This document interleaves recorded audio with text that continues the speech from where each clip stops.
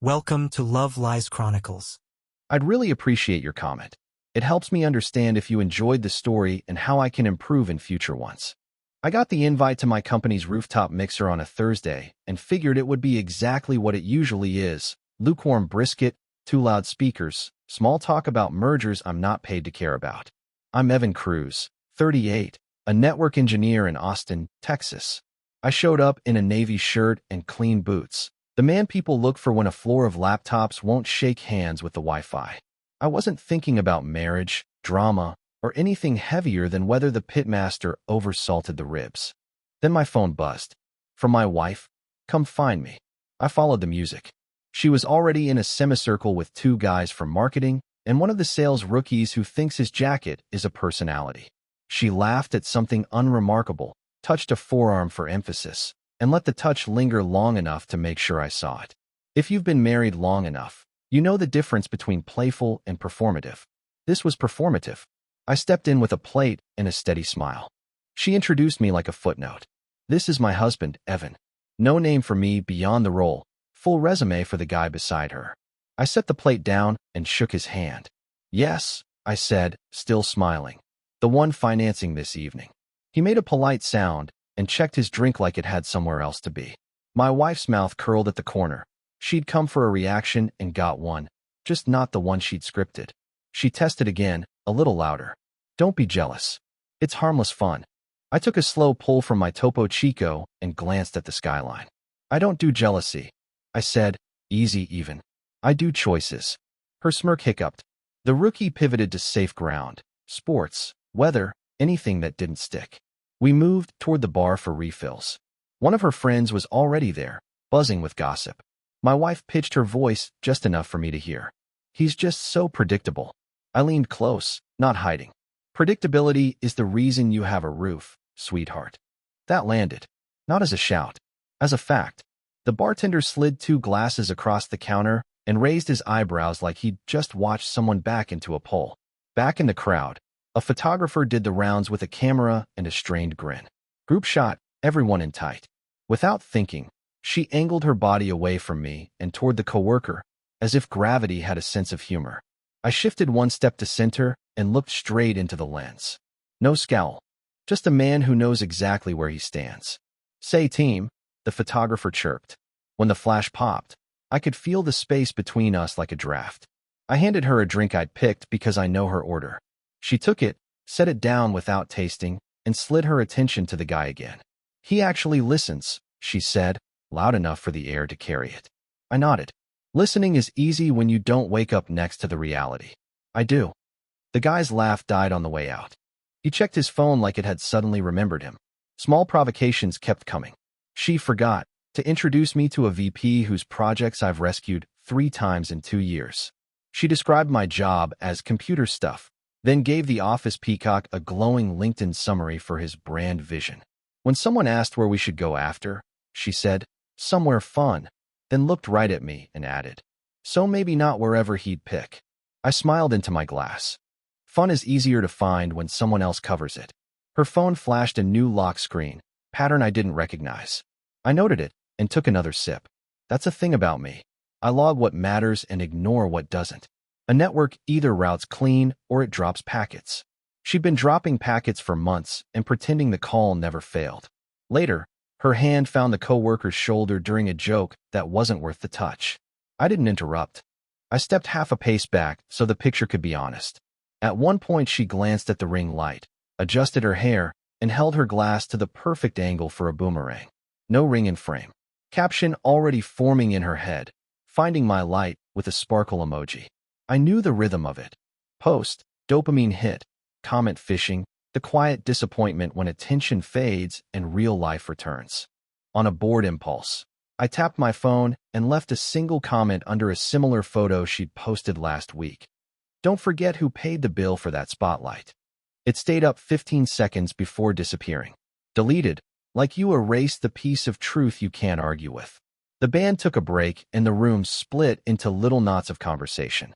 I found myself at the balcony rail with a manager from DevOps talking about a fiber cut on the South Loop that had eaten our morning. Across the deck, my wife threw her head back at a story, hand on a chest that wasn't mine. eyes flicking to me between laughs like she was checking the scoreboard. I didn't give her points. I gave her absence. The city was a mesh of light and road and the kind of heat that makes metal smell like money. We regrouped near the elevator. She was all brittle shine. Are we going home, or are you going to micromanage the party from the shadows?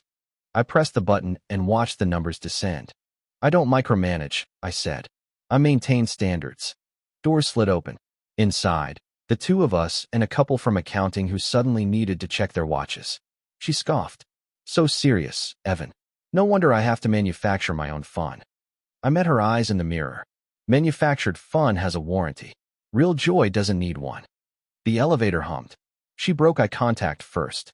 On the street, she pulled out her phone and scrolled while walking, thumbs busy, face lit blue. You know, if you were more confident, you wouldn't be so pressed about me talking to people. I stopped at the curb and let a scooter glide by. Confidence is why I can watch your performance without flinching, I said. Respect is why I won't clap.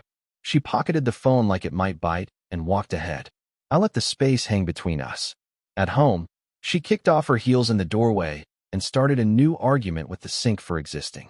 I rinsed a glass and set it to dry, the kind of tiny domestic act people only notice when it stops. She had one more toss left. You're boring. I dried my hands. Boring is what keeps the lights on while you audition. She didn't answer. You can't argue with a ledger. In our room, she scrolled again, the blue light painting the ceiling. I opened the nightstand and moved my passport, social security card, and the title to my truck into the small safe I keep for things that matter. I changed the emergency contact in my phone from her to my sister. It took 8 seconds. Quiet signs of a man who's not confused. She looked over. What are you doing? I slid the safe back into place. Tidying up. She rolled her eyes and went back to the feed. Sleep took me fast and clean, the way it does after a long day on a roof in the Texas sun. When it broke, it wasn't because I was worried. It was because something in me had clicked into a different gear. The mixer wasn't a disaster, and it wasn't a misunderstanding. It was data. She tested my boundaries with other men in public, tried to harvest a jealous scene to feed herself for a week, and I answered with facts delivered at room temperature. Outside our window, the city pulsed like it always does.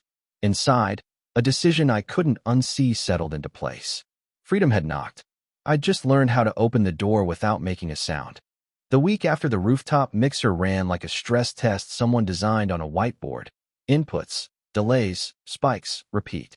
She started with the easy lever, work happy hours that stretched from sunset into tomorrow, the kind of nights where perfume turns from a whisper into a fog and lipstick disappears like the truth. I didn't play bouncer at the door or interrogator in the kitchen. I rinsed my glass, logged the clock, and went to bed on time. Sleep is a statement when someone wants you pacing. The socials shifted next. Boomerangs with 2 men from her team, no ring in sight, captioned with sparkle theology about light and energy. I scrolled, sipped coffee, and left a single line under one. Make sure your spotlight's paid for. It vanished in under a minute. Fine. Deleting doesn't erase where the power comes from. When she came in late on Wednesday, she stood in the entry scrolling as if the phone could alibi for her. Don't start, she said without looking up. I was tying my running shoes. I don't start, I told her. I notice. She exhaled hard, the kind of breath that's supposed to be an argument. I finished the knot and went for a run through a quiet neighborhood where houses keep their promises. Thursday, I asked the question I'd been holding on ice. Are we still exclusive? I set it at the counter while tossing spinach into a pan, voice level, pan hissing. She rolled her eyes like I'd asked for a blood sample. If you were confident, you wouldn't ask. I tipped the pan, watched green fold into heat. If you were loyal, I wouldn't need to. She blinked first. That little pause before a retort, truth landing, and her looking for a way to step over it. Friday, the coalition arrived by speakerphone. 3 voices, same script. I walked in from a meeting to find the phone on the island. Her chin up, their chorus already midway. I'm controlling, insecure, old-fashioned, a problem to be solved with distance and self-discovery. I poured water, leaned against the counter, and said in a voice built for status updates, not drama. If asking for respect is controlling, call me a dictator. Silence on the line, the kind that says nobody planned for the target to talk back. One friend tried a reset about boundaries being fluid. I smiled and said, "Mine aren't." She stabbed at the screen to end the call and declared I'd embarrassed her. I shrugged. Honesty is embarrassing.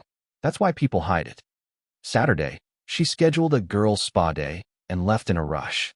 30 minutes later, our shared email pinged with a loyalty points confirmation for a downtown hotel. I stood at the sink, watched the pixels resolve into a reservation with a king bed and late checkout. Accidentally, routed to the inbox we both see. I took a screenshot, forwarded it to my personal archive, and let the message sit there like a lit exit sign. When she got home at midnight smelling like a bar that doesn't do receipts, she looked at me like she was ready for war. I held her eyes for a count of 3 and said, "Remember to validate parking." She blinked. We both knew I knew. The next morning I did what I always do. Made coffee at 6, ironed a shirt for Monday, deadlifted at the garage rack while the radio played the kind of songs that don't apologize. She surfaced at 10, sunglasses on inside, asking if we could talk like adults. I set the bar down and wiped my hands. Adults use definitions, I said. Define what we are. She tried steamrolling with theories about phases, needing to explore, not wanting labels that limit growth. I nodded once. If you want to act single, declare it. I won't live in gray areas so you can color outside the lines. She said I was being dramatic. No, I told her. I'm being specific. She pivoted to bait, small hooks with old cheese. My clothes are too serious, my laugh too rare, my calendar too tidy. You're not fun, she said, like a verdict. I smiled. Fun's cheaper when someone else covers the bill. Turns out you like free. She blew past me and slammed the bathroom door, then opened it again to slam it right. Message received, volume without content. I loaded towels into the washer and went back to the barbell. Iron has no opinions. At dinner with friends that night, she tried to redirect the narrative, a soft-focused version where she's starving for novelty and I'm the boring accountant of life. I let her talk, then looked at the couple across from us and said, "I'm not looking for novelty. I'm looking for mutual." The wife nodded without meaning to. The husband cleared his throat. My wife stabbed at her salad like it had done something personal. On the drive home, she said, "You humiliated me." I kept my eyes on the road. Truth has a way of doing that. Her next move was to starve me of reaction. 2 days of silence at home, scrolling on the couch, angling her screen away like high school. I gave her exactly what she was trying to deny me, peace. I sat across from her, opened a book, and let the quiet be the room's best furniture. Midway through chapter 5 she huffed, "Say something." I looked up. I said everything already. You just didn't like the terms. By midweek, the office charmer's girlfriend had apparently found a thread she didn't post for public consumption. The laughter in my wife's notifications softened. A story went up and came down so fast the thumbnail still ghosted on the bar. She came home early that day and hovered in the doorway of my office like a question mark. "We should reset," she said. "Sure," I answered. "Start with honesty." She wanted me to propose steps, a roadmap she could sabotage later and blame me for failing to follow. I didn't offer one. She called it passive. "Active," I said. "I'm refusing to do your thinking for you." Late Thursday night, she tried again with the ringless boomerang, one arm up, city lights, a man's shoulder in frame like a watermark. 2 minutes later, I posted a photo of my own, a loaded barbell and a clock, timestamped at 5:03 a.m. Caption: "Invest early, compound quietly." Her friends added flame emojis to hers. My buddy from jiu-jitsu left a fist under mine. I turned the phone face down and slept. The pressure didn't show as shouting in our house. It showed as math. Hours out versus hours in, attention spent versus attention earned, respect requested versus respect returned. Every time she tossed a test into the room, I placed a boundary on the table next to it with the calm of a man balancing a ledger. She wanted me spinning, proving, chasing. I answered with stillness, facts, and the kind of one-liners that don't need volume to carry. By the end of the week, we weren't in a fight. We were in a standoff she thought she could win by pretending there was no line to cross. I had drawn it in permanent ink and laid the pen down gently where she could see it. Sunday night, she texted from the other side of the couch. "Maybe I need space to see what I'm missing." I typed back without looking at her. "Good. Take a full view. You'll see me missing too." She stared at the screen, then at me, searching for the old tells. Hurt, panic, negotiation. They weren't there. Confidence isn't noise. It's the quiet you keep when someone tries to sell you chaos at a markup. She texted that she needed space.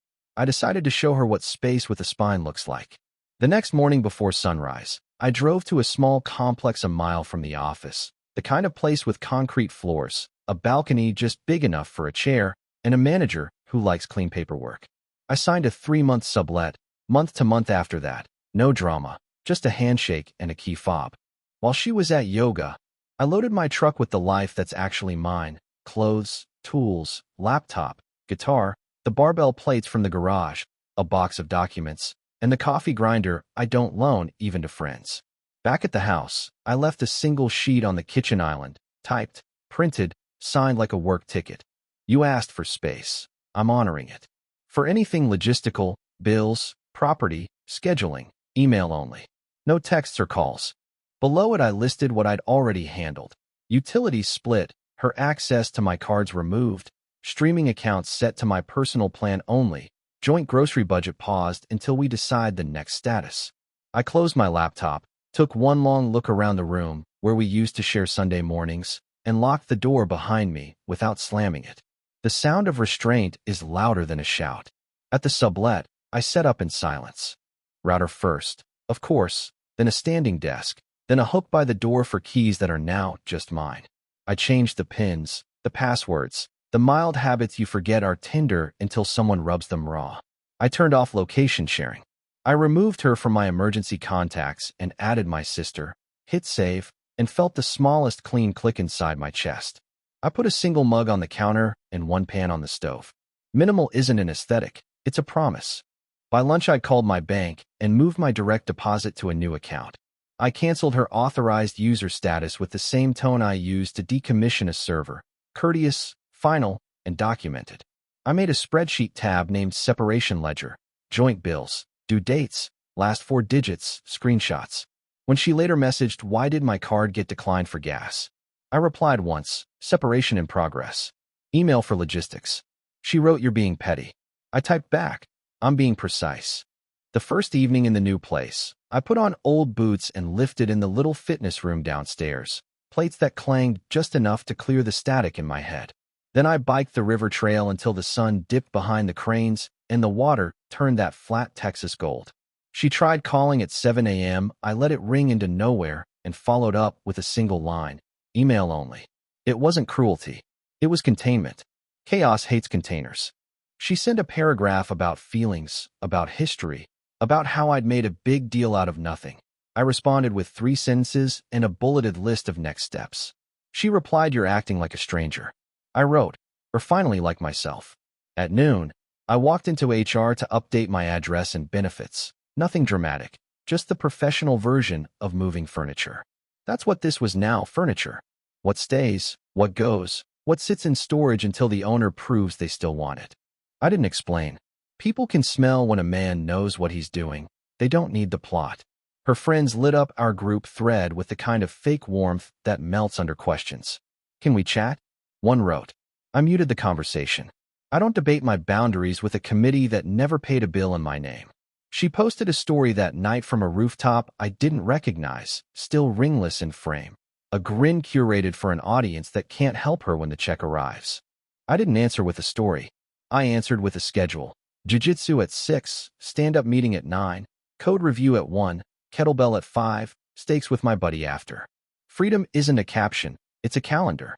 On day 3, she showed up at the house expecting a performance review. I was at the sublet setting up shelves and listening to old records. Her text arrived in all caps. "Where are you?" Like I'd missed a meeting. "At home," I wrote, and sent a picture of the balcony view, power lines, a strip of sky, the top of a live oak. New one. She called twice.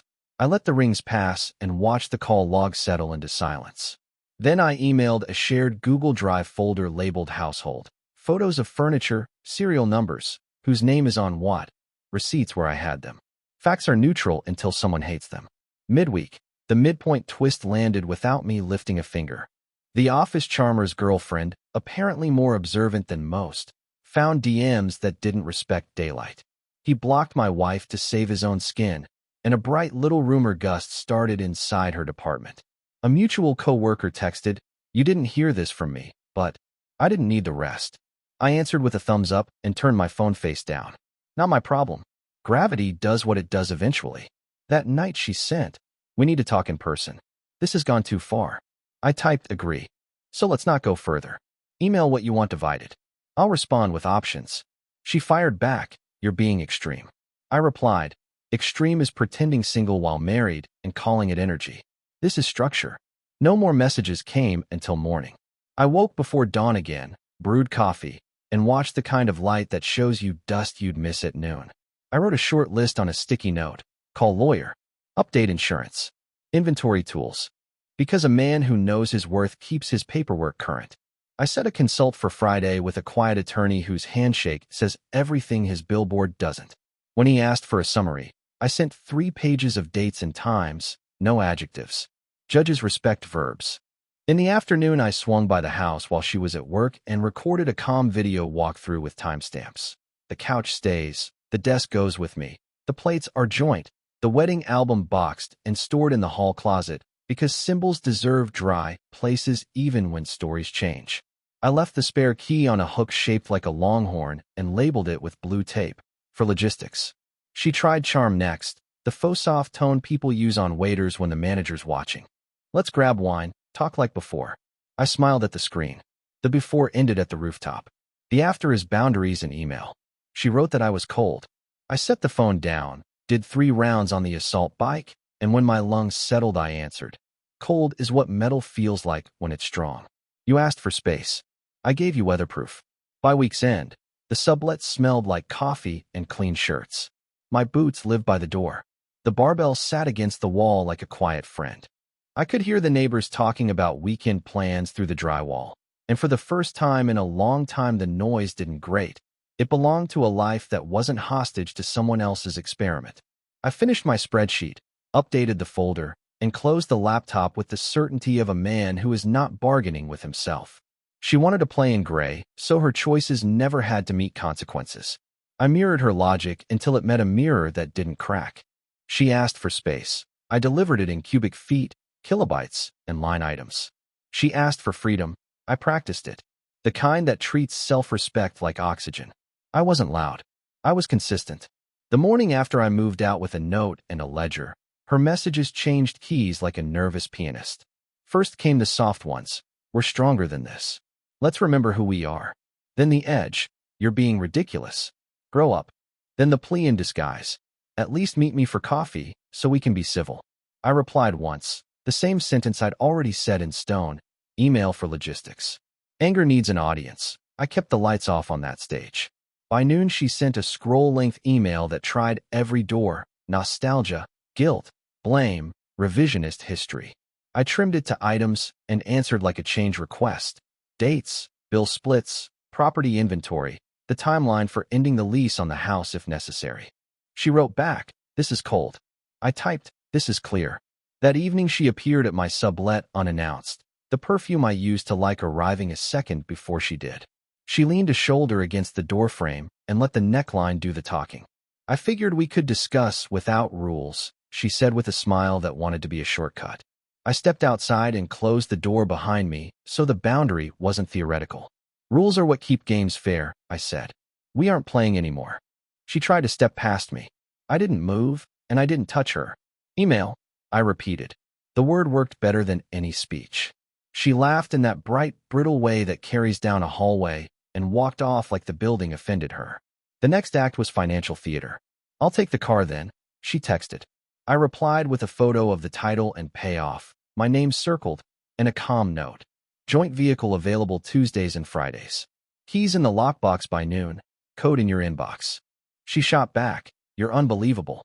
I let the phone go dark. Boundaries aren't announcements, they're systems. At work, the ecosystem adjusted. A project manager whose politics swing with the air pressure asked, "Everything okay?" while watching my face closely. "Better than okay," I said. "Clean."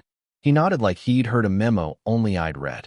A week later, a friend in HR mentioned, off the clock over tacos, that my wife had been counseled about personal boundaries in client spaces. I didn't smile. I just said, "Copy," and changed the subject. Gravity does its job. I don't need to clap.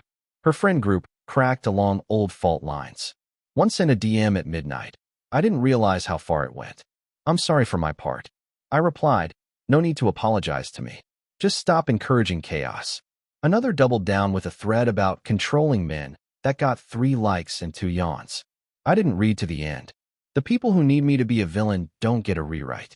She tried a half return one afternoon, the kind that keeps all her exits open. Let's pause everything, she said in an email. We'll do counseling after summer. No labels yet, just see.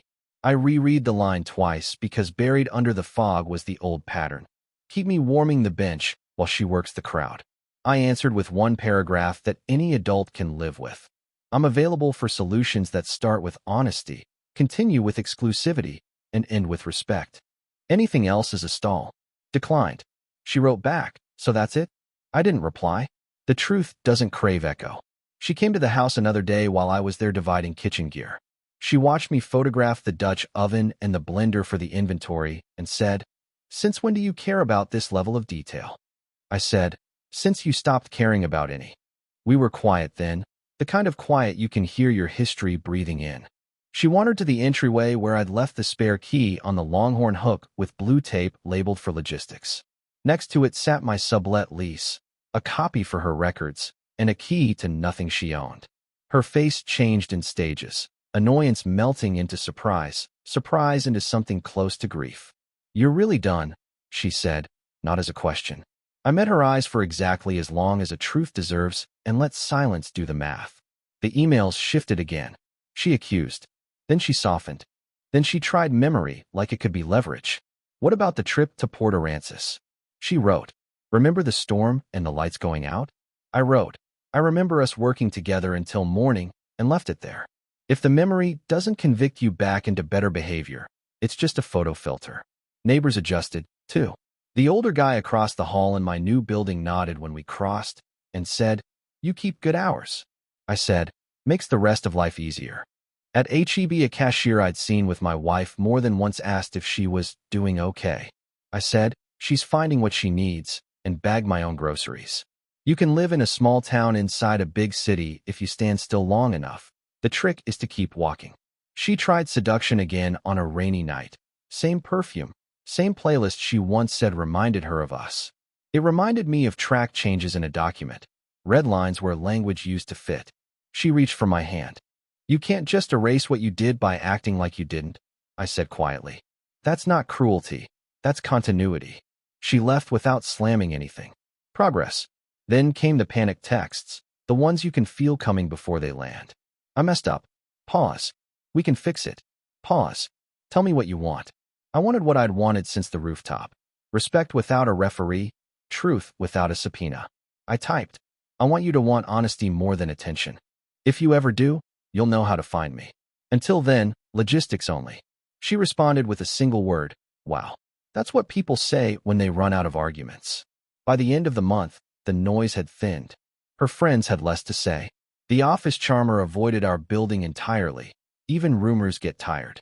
I'd fixed a leaky faucet in the house out of stubborn pride and left a tidy note on the counter with the plumber's number, a receipt, and the word handled. I wasn't performing for anyone, not even myself. I was maintaining. The truth about her game became visible in the quiet. It had always depended on my reaction. If I argued, she won. If I spiraled, she won. If I pleaded, she won twice. Once in public and once again in private. Without my energy, her script had holes big enough to walk through. She tried guilt, seduction, blame, panic. I answered with calm, distance, and logistics. Not to punish her. Punishment is a kind of obsession, but to protect the life I'm actually responsible for stewarding. The night before my next legal appointment, I sat on the balcony of the sublet and watched the power lines cut the sky into neat lanes. Somewhere across town, she was probably drafting another message she'd send, delete, rewrite, and send again. I sipped coffee and didn't rehearse anything.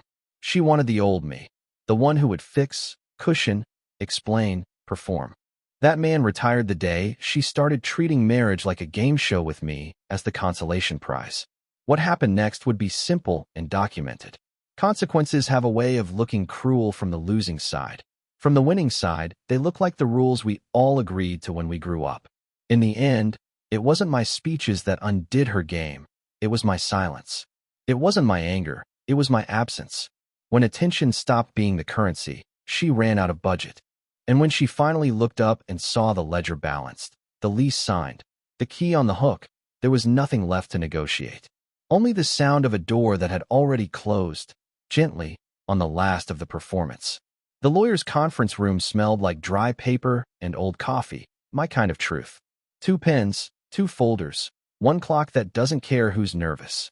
I sat where the paralegal pointed, hands steady, voice low. She came in 10 minutes late wearing a face that wanted me to notice the effort. I noticed the folder instead. We didn't argue about what the forms meant. We signed what they did. Her attorney tried to lighten the air with small jokes. Mine reviewed the last page, tapped twice, and slid it toward me. The agreement was simple because I insisted it stay that way. She keeps the living room set and her car. I keep my truck, tools, retirement, and the gear that actually pays for life. No spousal support. Joint accounts closed, utilities divided, lease exit date defined. The ledger that started on my kitchen island ended in ink. She tested one last time in the doorway. We could pause this and try counseling after summer, she said, voice soft, eyes busier than her words. No labels for a while. Just see. I put the pen back in its cap and met her without heat. Counseling needs honesty to work. We ran out before summer.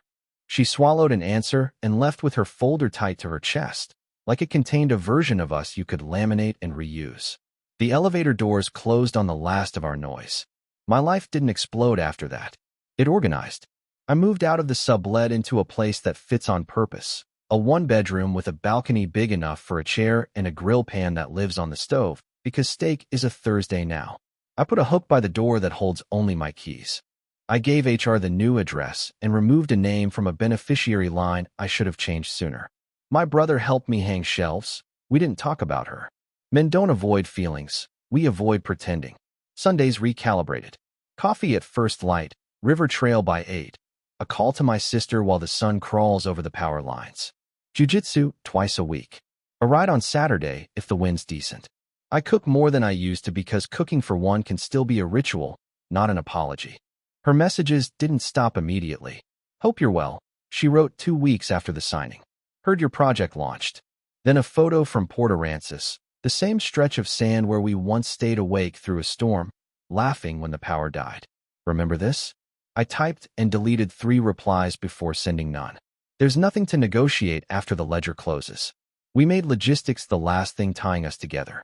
Once logistics end, silence is honest. Our old friends adjusted the way social circles do when truth stops needing translators. One couple invited me to a barbecue and asked if it would be weird. I said no and brought brisket. He pulled me aside at the grill and said, quietly, that he'd judged me wrong. I told him he hadn't judged me at all.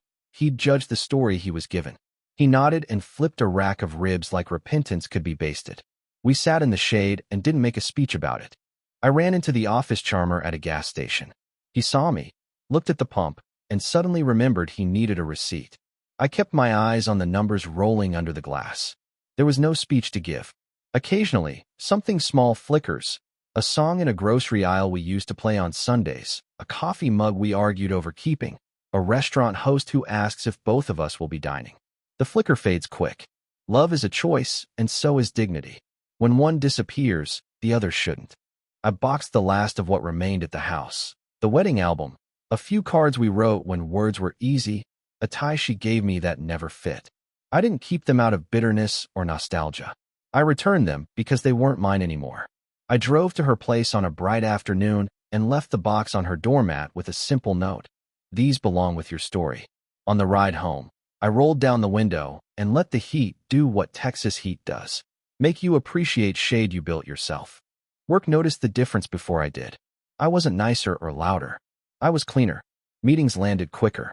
The team trusted my yes again because it wasn't undercut by the kind of life that leaks into everything. My boss asked if I wanted to lead a rollout we usually farm to contractors. I said sure and meant it. It felt good to be asked for the thing I already am. She did send one last long message a month later. It wasn't angry. It wasn't romantic. It was the kind of apology people write when they finally realize the bill arrives with or without your willingness to tip. She said she'd confused attention for affection and options for value. She said she'd expected me to fight like a man hoping to be chosen. I read it twice, once for the content and once for the tone. Then I archived it. I don't need to win the last word to keep the last word. A friend asked if I'd ever consider going back. The question wasn't offensive. It's just something people ask to measure where your scar sits. I said I'd consider going forward with anyone who chooses truth when it costs them. That's the whole list. He laughed and said I sounded like an engineer. Guilty. Here's what I know now and didn't then. Respect is not a negotiation tactic. It's the table itself. You either set it or you sit on the floor. She tested my boundaries with other men as if the problem was whether I'd notice. I tested my freedom as if the only permission I needed was the one I'd been holding hostage inside my chest. The day I stopped bartering for basic things, privacy, exclusivity, was the day everything else got simple. I still walk past the building where that rooftop mixer happened. On good nights, the lights make a ladder against the sky, and you can hear laughter rising off the deck. I don't hate the view. It reminds me of what finally changed. A man doesn't need to burn a place down to stop living there. He needs to stop paying rent to someone else's performance and start financing his own peace. I didn't try to win. Winning would have kept me circling her orbit, scoring points in a game that goes nowhere. I preserved myself. I set the key on the hook the way you set a boundary you're willing to live with forever. And when I lock my door at night, the click isn't loud. It's clean. That's the sound of a life where respect isn't up for discussion. Dear listeners, please share your thoughts in the comments, and do not forget to like, share, and subscribe to the channel.